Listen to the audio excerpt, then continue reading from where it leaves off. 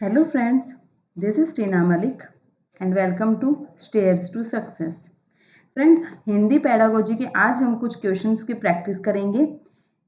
Previous session अगर आपने देखा हो तो मैंने उसमें क्लास 4th करवाई थी, जिसमें हमने पढ़ा था भाषा विकास में बोलने व सुनने की भूमिका। ओके, क्लास 4th थी वो। उससे पहले भी मैंने क्लास ली हुई है, अगर आपने नहीं देखी है तो प्लेलिस्ट में जाके देख लेना, आपको सभी सेशंस मिल जाएंगे। ओके, आज हम करेंगे कुछ क्वेश्चंस की प्रैक्टिस।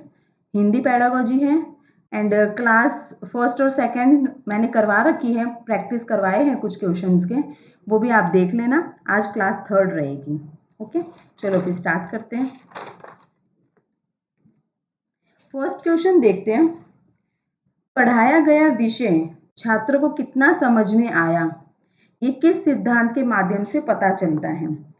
मतलब ये ऐसे पूछ रहे हैं कि जो क्लास में जो कुछ भी पढ़ाया है बच्चों को, क्लास में बच्चों को कितना समझ में आया, ये शिक्षक किस सिद्धांत के माध्यम से पता लगा सकते हैं। मतलब कौन सा सिद्धांत माना जाएगा, ये बाल केंद्रित के सिद्धांत से, शिक्षण सूत्र के सिद्धांत से, बहुमुखी प्रयास से या अभ्यास से। तो देखो, बहुत ही सिंपल क्वेश्चन है। बच्चों को कितना समझ में आया टीचर कैसे पता लगा सकता है? जिस तरह से बच्चा प्रैक्टिस करेगा ना, कहाँ कहाँ मिस्टेक कर रहा है, ओके, क्या प्रॉब्लम आ रही है, वो सब कुछ पता लगेगा। कैसे? प्रैक्टिस करने से। ओके, तो जो करेक्ट आंसर है वो है ऑप्शन 4th, अभ्यास सिद्धांत से। Okay, next one. अध्यापक को कक्षा में सदैव डैश भाषा का प्रयोग करना चाहिए। मतलब अध्यापक को कैसी भाषा का प्रयोग करना चाहिए वो बताना है। कैसी भाषा होनी चाहिए? मातृभाषा, मानक भाषा, किसी भी भाषा का उपयोग कर सकते हैं या फिर अपभाषा का। देखो, अपभाषा तो बिल्कुल भी नहीं आएगी, और किसी भी भाषा का प्रयोग नहीं करना है। कौन सी भाषा का करना है? मानक भाषा। ठीक है, मानक भाषा का प्रयोग करना है ताकि बच्चों को इजीली समझ में आ सके। Next one. भाषा के सभी रूपों में से किस रूप का सबसे अधिक प्रयोग किया जाता है? कौन से रूप का? ठीक है, ये क्वेश्चन है पूछा गया हुआ है सीटेट में, बहुत ही इंपॉर्टेंट क्वेश्चन है, ध्यान से समझिए। देखो, ये पूछा है कि इनमें से कौन सा रूप है, किस रूप का सबसे अधिक प्रयोग किया जाता है, बहुत ही ज्यादा यूजफुल है, बहुत ही ज्यादा प्रयोग किया जाता है। कौन सी है? लिखित भाषा है, लिखित भाषा, सांकेतिक भाषा, मौखिक भाषा या व्यवहारिक भाषा। तो आंसर विल बी मौखिक भाषा। बहुत ही ज्यादा बोलना, मतलब ओरल ज्यादा यूज होता है, ओके, भाषा का। Option 3rd। Now next one. अधिगम शब्द का अर्थ है, ये जो अधिगम होता है ना, देखो अर्जन तो आपको पता है, ये दो टर्म आपने सुने होंगे, अधिगम और अर्जन। ठीक है, भाषा अर्जन होता है, भाषा अधिगम होता है। अर्जन तो होता है एक्वायर करना, जो बच्चा एनवायरमेंट से, आस पड़ोस से एक्वायर करता है, फैमिली से एक्वायर करता है, ओके, नेबरहुड से एक्वायर करता है भाषा। एक होता है अधिगम। अधिगम मीन्स लर्निंग, ठीक है, जो प्रॉपर स्कूल में, ठीक है, जो बिल्कुल फॉर्मल वे में होता है, वो होता है अधिगम। तो अधिगम का अर्थ क्या है? सीखना, सिखाना, पढ़ाना या पढ़ना या पढ़ाना। तो क्या होता है? अधिगम का अर्थ होता है सीखना। ठीक है, सीखना, कुछ सीख रहे हैं ना, लर्निंग हो रही है, कुछ सीख रहे हैं, सिंपल है।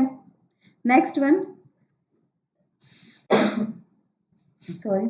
जब व्यवहार का केंद्र भाषा हो तो भाषा अधिगम किससे जुड़ता है? यहाँ पर मिस्टेक है, यहाँ पर आएगा जुड़ता है। ओके, जुड़ता है। किससे जुड़ेगा? जब व्यवहार का केंद्र भाषा हो, बिहेवियर का जो सेंटर है ना वो भाषा हो, तो वो किससे जुड़ेगा?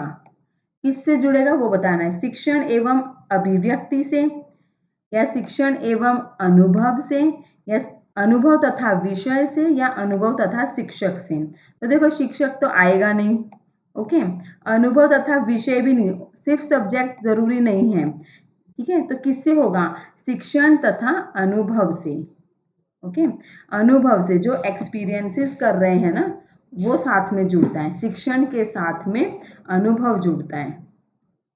ओके, नाउ नेक्स्ट वन, किस माहौल में सीखने के लिए बच्चों को अधिक प्रयास नहीं करना पड़ता? नहीं पूछा है। देखो फ्रेंड्स, ये बहुत बार ऐसा होता है, क्वेश्चन हम ध्यान से पढ़ते नहीं है और जो नहीं, नॉट, नेवर, ठीक है, कम, ये सब कुछ जो पूछा जाता है ना, वो हमारे ध्यान से निकल जाता है और आंसर गलत हो जाता है। तो यहाँ पूछा है अधिक प्रयास नहीं करना पड़ता। किस पे नहीं करना पड़ता? तो वो आपको बताना है। जहाँ किसी भी प्रकार से भाषा सीखने की स्वतंत्रता हो, जहाँ सिर्फ मातृभाषा सीखने की स्वतंत्रता हो,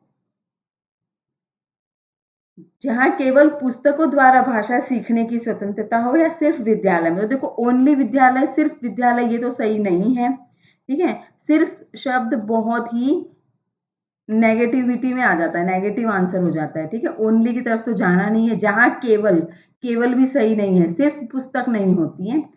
और जहाँ सिर्फ, ये फिर से सिर्फ आ गया, देखो ये भी नहीं है। तो आंसर क्या आएगा? आंसर आएगा फर्स्ट वन, जहाँ किसी भी प्रकार से भाषा सीखने की स्वतंत्रता हो। ओके, नेक्स्ट वन, गणित के शिक्षक ने राहुल को वाक्य सही करने के लिए कहा। ओके, मैथ का टीचर है, उसने राहुल से कहा कि वाक्य सही करो, ठीक है। एक सेंटेंस दे दिया, उसको करेक्ट करने को कह दिया कि राहुल चलो ये सेंटेंस को करेक्ट करो, वाक्य सही करो। उनके द्वारा ऐसा करना भाषा शिक्षण के किस सिद्धांत के अंतर्गत आता है? मतलब ये कौन से सिद्धांत के अंदर आता है ये बताओ। मनोरंजन होगा, अनुकरण होगा, या मौखिक एवं लेखन कार्य का सिद्धांत होगा, या फिर बहुमुखी प्रयास होगा? तो देखो फ्रेंड्स, इसका आंसर होगा फोर्थ वन, दैट इज बहुमुखी प्रयास। क्योंकि देखो मैथ का टीचर है, मैथ पढ़ा रहा है, साथ में उसको सेंटेंस भी करेक्ट करने को बोल रहा है, तो ये क्या हो गया? ये हो गया बहुमुखी प्रयास। ओके, नेक्स्ट क्वेश्चन, कविता पाठ करवाना किस सिद्धांत के अंतर्गत आता है? ये जो पोयम रीड करवाते हैं ना, वो किस सिद्धांत के अंतर्गत आता है, वो बताना है। तो जीवन समन्वय का सिद्धांत है, शिक्षण सूत्रों का सिद्धांत है, क्रियाशीलता का सिद्धांत है, या बाल केंद्रितता का सिद्धांत है? कौन सा आएगा? इसमें आएगा क्रियाशीलता। ओके, क्रियाशीलता का सिद्धांत है, ऑप्शन थर्ड। नेक्स्ट क्वेश्चन, आरंभ में इनमें से किस सिद्धांत के आधार पर बालक भाषा सीखता है? स्टार्टिंग में जो बच्चा है वो कौन से सिद्धांत के आधार पर भाषा सीखता है? स्टार्टिंग में जब भाषा सिखाई जाती है तो कौन से सिद्धांत के आधार पर सिखाई जाती है? सिंपल है, अनुकरण से।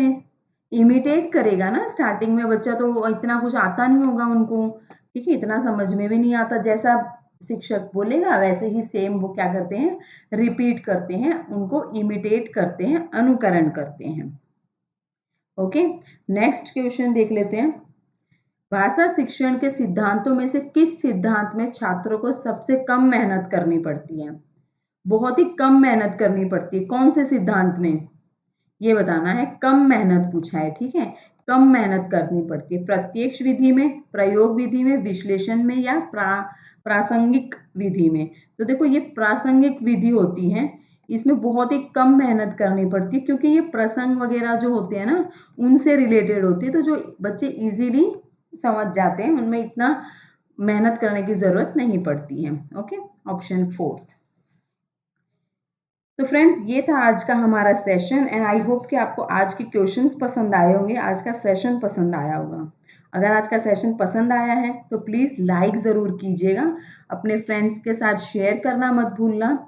जितना हो सके, जो भी टीचिंग एग्जाम्स की प्रिपरेशन कर रहे हैं, सबके लिए हेल्पफुल है ये वीडियोज़, एंड फ्रेंड्स के साथ ज़रूर शेयर कीजिए।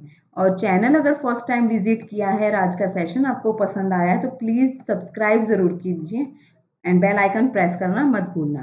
ओके, मिलते हैं नेक्स्ट सेशन में। Till then take care, bye.